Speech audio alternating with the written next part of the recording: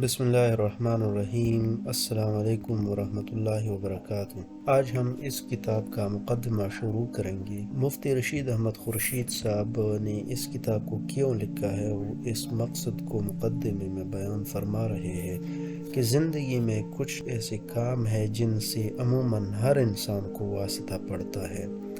عقل مند آدمی کی نشانی یہ ہے کہ وہ ایسے معاملات کے بارے میں معلومات ضرور رکھتا ہے تاکہ ان معلومات کی روشنی میں وہ زندگی کے پہیے کو آگے کی طرف بڑھا سکے۔ اسلامی معاشرے میں خاندان کا پورا نظام جس ستون پر کھڑا ہوتا ہے وہ نکاح کا ستون ہے۔ نکاح سے ہی خاندان جڑتے ہیں، نئے خاندان بنتے ہیں اور ایک معاشرہ وجود میں آتا ہے۔ فرد سے خاندان اور خاندان سے معاشرہ۔ سوشل میڈیا سے ایک عرصہ ہوا وابستگی ہے، نہ جانے کتنے لوگوں کے نکاح پڑھائے ہوں گے۔ بہت سی جگہوں میں نکاح کے موقع پر لوگ بیان کرنے کا بھی کہہ دیتے ہیں، پھر لوگ اپنے ذاتی اور نجی نوعیت کے مسائل بھی وقتاً فوقتاً پوچھتے رہتے ہیں۔ مجھے اس تجربے سے گزرنے کے بعد جس چیز کا بار بار بہت شدت سے احساس ہوا وہ یہ ہے کہ ہمارے ہاں جب نکاح ہوتا ہے اور شادی ہوتی ہے تو اس پر لوگ لاکھوں روپے خرچ کر دیتے ہیں۔ مہنگے مہنگے جوڑے، قسم کی ڈشیں، انواع و اقسام کے کھانے، شادی ہال کے خرچے وغیرہ وغیرہ۔ آپ ان خرچوں اور اس کی تفصیلات کو مجھ سے بہتر جانتے ہیں۔ بارہا مجھے اس بات کا احساس ہوتا رہا کہ یہ لاکھوں روپے ہم جس شادی پر لگاتے ہیں، کیا اس نئے بندھن میں جڑنے والے جوڑے کو شادی کے بعد آئندہ کی زندگی کے بارے میں کوئی رہنمائی اور ہدایات بھی فراہم کی جاتی ہے؟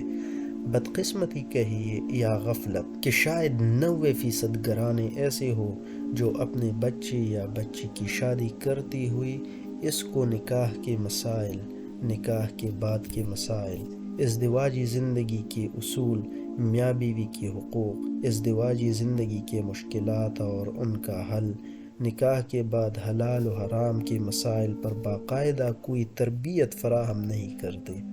یہی وجہ ہے کہ شادی کو سال ہا سال گزر جاتے ہیں اور حلال و حرام کے مسائل تک بہت سے لوگوں کو نہیں پتہ ہوتے۔ نکاح کے بعد کیا حلال ہے، کیا حرام، وہ کون سے الفاظ ہیں جن سے طلاق واقع ہو جاتی ہے، کون سے کام ہیں جن سے بیوی حرام ہو جاتی ہے۔ عدت میں نکاح کے کیسز بھی سامنے آنے لگے۔ ایسا بھی ہوا کہ نکاح کا رشتہ ختم ہو چکا اور برس ہا برس ہوئے دونوں ساتھ رہ رہے ہیں، حالانکہ ان کے درمیان نکاح کا رشتہ ختم ہو چکا ہے اور انہیں خبر بھی نہیں۔ یہ اور اس جیسے بیسیوں مسائل اس غفلت کا شاخسانہ ہے کہ ہم جس کام کے لیے لاکھوں روپے خرچ کرتے ہیں اس کی تربیت دینے کے لیے صرف 24 گھنٹے کی انویسٹمنٹ نہیں کرتے، جس میں ہم لڑکی یا لڑکی کو نکاح کورس کروا دیں، ازدواجی مسائل کا کورس کروا دیں، حالانکہ یہ تربیت اللہ کے فضل و کرم سے آپ کے اس خرچے کو بھی محفوظ کر دے گی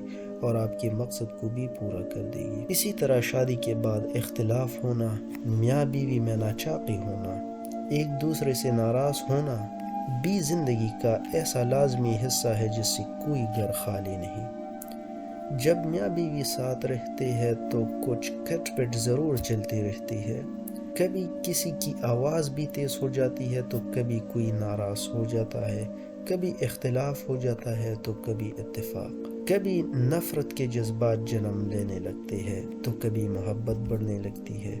زندگی اسی نشیب و فراز میں گزرتی چلی جاتی ہے۔ ہر گھر میں مسئلے مسائل بھی ہوتے ہیں، خصوصاً شادی کی ابتدائی 4-5 سال بڑے خطرناک ہوتے ہیں۔ میاں بیوی ایک دوسرے کے مزاج سے واقف نہیں ہوتے اور بہت سی دفعہ رشتہ ختم کرنے کا سوچنے لگتے ہیں۔ کبھی بیوی روٹ کر میکے چلے جاتی ہے۔ یہ سب وہ حقائق ہے جو ہم میں سے ہر ایک کی زندگی کا حصہ ہے۔ ہمارے نوجوان لڑکے اور لڑکیاں اس چیلنج سے نمٹنے کے لیے کتنے تیار ہوتے ہیں؟ ان کو اس بارے میں کتنی آگاہی ہوتی ہے؟ کون سے اختلاف اور کس جھگڑے کو کیسے حل کرنا ہے، کیسے نمٹنا ہے، کیسے ہینڈل کرنا ہے؟ کیا یہ ان کو پتہ ہوتا ہے؟ کہیں ان کے دماغ میں یہ تو نہیں ہوتی کہ بس شادی ہو گئی اور آپ زندگی کو انجوائے کرنا شروع کر دیں گے۔ یہ بھی ایسی بنیادی چیز ہے جو ہر شادی شدہ جوڑے کو سیکھنی چاہیے، شادی سے پہلے بھی سیکھنی چاہیے، شادی کے بعد بھی سیکھنی چاہیے اور سیکھتے رہنا چاہیے۔ وقت گزرتے گزرتے پھر یہ چیزیں مزاج کا حصہ بن جاتی ہے۔ اس کتاب کے ٹائٹل پر میں نے اس لیے یہ بات لکھوائی ہے کہ شادی سے پہلے بھی مطالعہ کرے اور شادی کے بعد بھی مطالعہ کرے، شوہر بھی مطالعہ کرے اور بیوی بھی مطالعہ کرے۔ معاشرے میں ہمیں بہت سے طلاق کے واقعات بھی دیکھنے کو ملتے رہتے ہیں۔ اللہ تعالیٰ سب کے گھروں کو آباد رکھے اور بربادی سے بچائے۔ طلاق کے ان واقعات کے پیچھے بھی کچھ اسباب اور عوامل ہوتے ہیں جن کی وجہ سے یہ نوبت آتی ہے۔ وہ مسائل بھی بہت سی جگہوں میں ایک جیسے ہوتے ہیں۔ اب تو ہمارے ہاں عدالتی خلا کا ایک ایسا کلچر چل پڑا ہے کہ جب کسی عورت کو کوئی مسئلہ ہوتا ہے عدالت جا کر خلا لے لیتی ہے۔ شریعت کی نظر میں خلا کی تعریف اور طریقہ کار طے ہے، عدالت اور جج کا دائرہ کار بھی طے ہے۔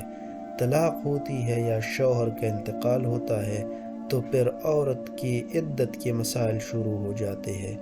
عدت کا بھی اسلام میں پورا ایک نظام اور طریقہ کار ہے، اس کا معلوم ہونا بھی ضروری ہے۔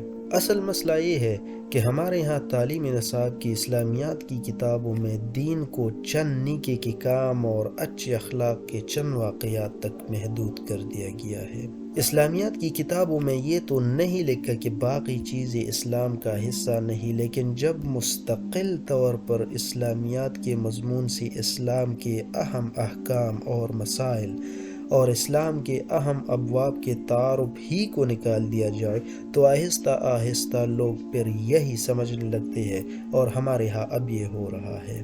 مثلاً ہماری اسلامیات کی کتب میں اسلام کے معاشی نظام، معیشت کے ضروری احکام، اسلام کے سیاسی نظام، سیاست کے ضروری احکام، اسلام کا نکاح و طلاق کا نظام اور اس کے ضروری احکام، اسلامی سزاؤں کا نظام اور اس کے ضروری احکام جیسی بہت سی ایسی اہم اور ضروری مباحث کا سرے سے وجود ہی نہیں، جس سے لاشعوری طور پر بچے کے ذہن میں اسلام کا ایک محدود تصور بیٹھتا چلا گیا۔ وہ زبان سے یہ ضرور کہتا ہے کہ اسلام مکمل ضابط حیات ہے، لیکن وہ اس کو ایک جملے کی حد تک ہی جانتا ہے، وہ اس کی گہرائی سے مکمل ناواقف ہوتا ہے۔ اس کتاب کو لکھنے کا یہ بنیادی مقصد ہے کہ ایک ایسا تربیتی کورس ترتیب دیا جائے کہ اگر نکاح سے پہلے لڑکے اور لڑکی کو یہ کورس کروا دیا جائے، یا اگر یہ کورس نہ کر سکے تو دونوں اس کتاب کا 2-3 بار مطالعہ کرے۔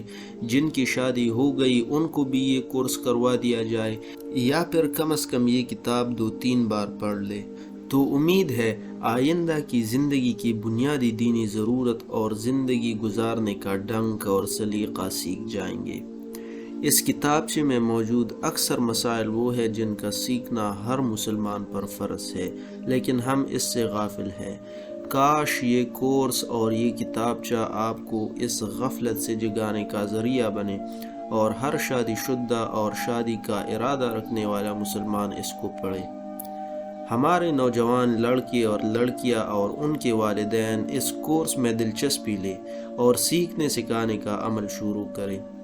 مساجد میں یہ کتابچہ رکھا جائے، ائمہ مساجد بطور نصاب یہ کتاب اپنے مقتدیوں کو پورے کورس کے انداز سے پڑھائے۔ یہ کورس شروع کرنے سے پہلے ایک سوال نامہ بنائیں جس میں نکاح، طلاق، مہر، کفات، عدت، خلا، میاں بیوی کے اختلافات، میاں بیوی کے حقوق سے متعلق وہ سوالات پوچھے جن کے جوابات اس کورس میں موجود ہے اور ان کی نمبرنگ کر کے رکھ لیں۔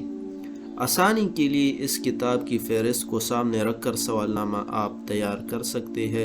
کورس ختم ہونے کے بعد وہی سوال نامہ دوبارہ لیں اور اس کی نمبرنگ بھی کریں، پھر دیکھیں آپ نے یا آپ کے سامعین نے کتنا سیکھا ہے۔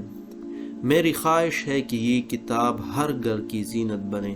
امید ہے کہ اس سے اسلام پر عمل کرنے کی بہاریں آپ زندگی میں محسوس کریں گے۔ پورے جذبے کے ساتھ اس کتاب کو پڑھیے۔ افسانے اور ناول کی طرح پڑھ کر گزریے مت، بلکہ پڑھیے، سوچیے، سمجھیے، پھر پڑھیے، سیکھنے کی کوشش کرے۔ اس کتاب کو غور سے ایک بار نہیں، بار بار پڑھیے۔ اب جس کی جی میں آئے وہی پائے روشنی، ہم نے تو دل جلا کے سر عام رکھ دیا۔